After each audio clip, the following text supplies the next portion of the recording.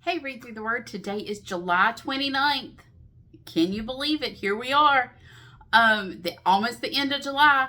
And today's lesson is called Obey the Word. Excuse me. And we are in 2 Chronicles chapter 34, verses 1 through 7. It says, Josiah was 8 years old when he became king, and he reigned in Jerusalem 31 years. He did what was pleasing in the Lord's sight and followed the example of his ancestor David. He did not turn away from doing what was right. During the 8th year of his reign, while he was still young, Josiah began to seek the God of his ancestor David. Then, in the 12th year, he began to purify Judah and Jerusalem, destroying all the pagan shrines, the Asherah poles, and the carved idols and cast images. He ordered that the altars of Baal be demolished and the incense altars which stood above them be broken down. He also made sure that the Asherah poles, the carved idols, and the cast images were smashed and scattered over the graves of those who sacrificed to them. He burned the bones of the pagan priests on their own altars, and he also purified Judah and Jerusalem. He did the same thing in the towns of Manasseh, Ephraim, and Simeon, even as far as Naphtali, and in the regions all around them. He destroyed the pagan altars and the Asherah poles, and he crushed the idols into dust. And he cut down all the incense altars throughout the land of Israel. Finally, he returned to Jerusalem. Okay, I know I taught a big lesson, 2021 maybe? I don't know, that was probably on Manasseh.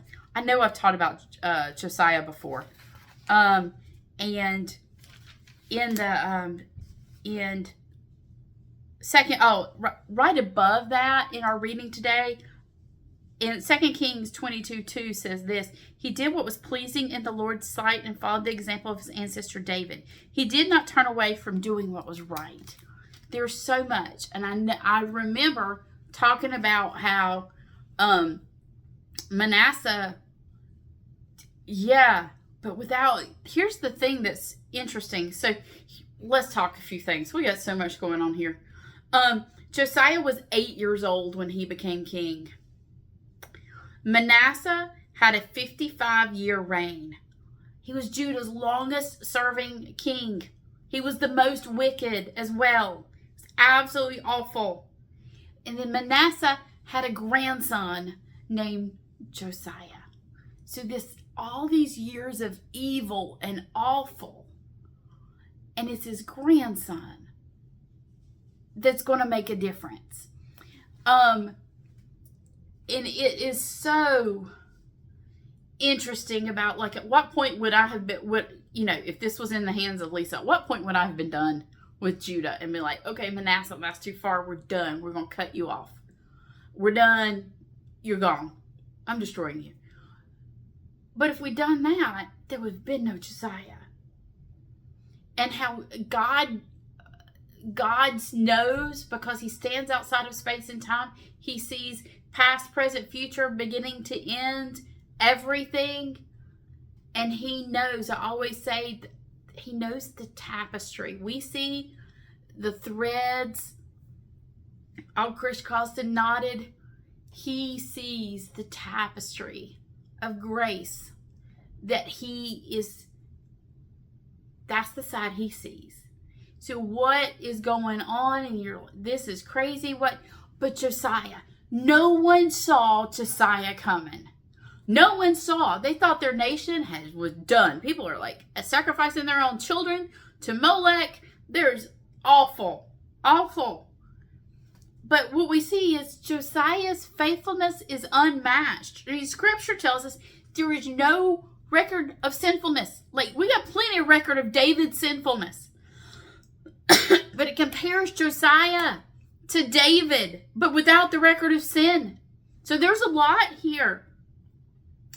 And then here's the thing. What started all of this? Here, he's an 8-year-old boy. Does he have a lineage of people who are pointing him to the one true God? No, he does not. Manasseh, but he read, here's the simple thing about Josiah that I want it to be said of me, of my children, of my family. Josiah read the word and he obeyed it. He did. He's like, oh, they are worshiping false gods. They're worshiping. Go tear down those altars. Go get rid of those incense. Get down that pole. He went through his land and cleared it. He did. Because he read the word and he obeyed it. And what you see is you have Manasseh's list of sins. But Josiah's list of reforms is longer than Manasseh's list of sins. Josiah destroyed the high places and he observed national Passover in Jerusalem, which hadn't been done in forever. Here's the thing. No one who had lived under Manasseh and during the time of Manasseh's reign could ever have imagined a revival under Josiah. Like, nope, we're too far gone. We're done. It would never happen. Never happening here. I mean, do you think that? Do you think your area, wherever you live in this world, is too far gone and then nothing gonna happen? Remember we talked the other day about revival, and it comes through the hearts of his people. Have we stopped praying for revival? Have we stopped being the people preparing the way? To these people, under the reign of Manasseh, it seemed like all hope was gone. Josiah's revival was the greatest revival the nation had ever seen. And it came after the worst king they had ever seen.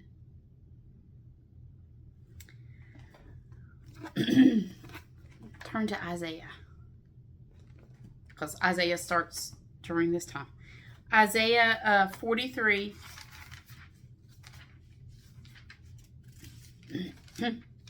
18 and 19.